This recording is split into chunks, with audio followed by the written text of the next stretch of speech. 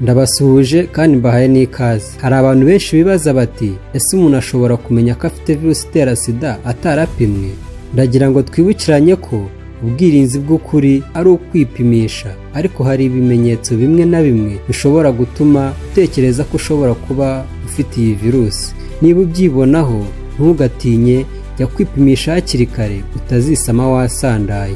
Gusa uyu munsi tugiye kurebera hamwe ibintu bigera ku 10 bishobora kukwereka ko ushobora kuba waranduye sida. Icya mbere, kurwaragurika kenshi. Abantu benshi bafite HIV bagira ubudahangarwa buke cyane, bagahora barwara ibicurane, indwara zoroheje zikagenda zikongera zikagaruka mu minsi mike cyane. Kabiri, umunaniro udasanzwe.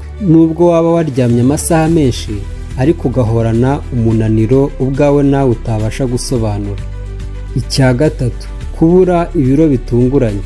Iyo wifitemo virusi itera sida utangira kugenda utakaza ibiro hato na hato kandi utigeze uhindura ibyo urya. Iki ni ikimenyetso cy'uko umubiri uba urimo guhangana n'indwara cyangwa se virusi. Icya kane, ibibazo byo mu mihogo. Kandi iyo ufite iyi virusi utangira kurwara cyangwa kubabara mu muhogo inshuro nyinshi, kurwara njini idakira kandi n'ibivurwa n'imiti isanzwe ivura umuntu udafite ubwandu.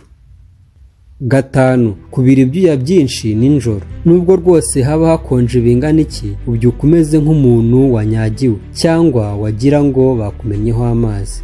Icya gatandatu, kurwara indwara z'uruhu zidakira. Iyo ufite virusi utangira kuzana amabara ku ruhu, kurwara ibisebe bidakira kandi bihora bigaruka kenshi.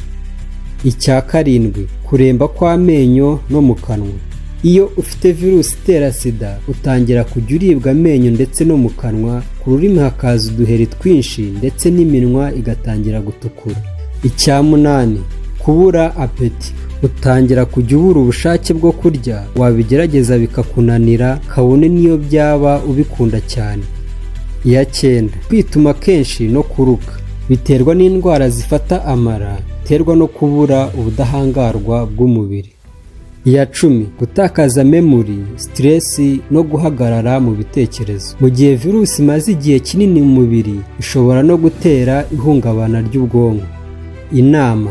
Ibi ntabwo ari ibimenyetso bihamya ko ufite HIV, kuko hari n'abandi babifite ariko ari bazima. Niba ufite byinshi muri ibyo cyangwa warigeze gukora imibonano mpuzabitsina idakingiye, ntugatindiganye, ujye kwipimisha hakiri kare umenye ko ubuzima bwawe buhagaze.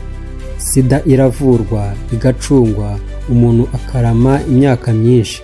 Ikibazo si virusi, ikibazo ni ukubimenya utinze. Inama nakomeza nkugira, gana ivuriro rikwegereye wipimisha. Fata umwanzuro wo kwirinda ubuzima bwawe bwose.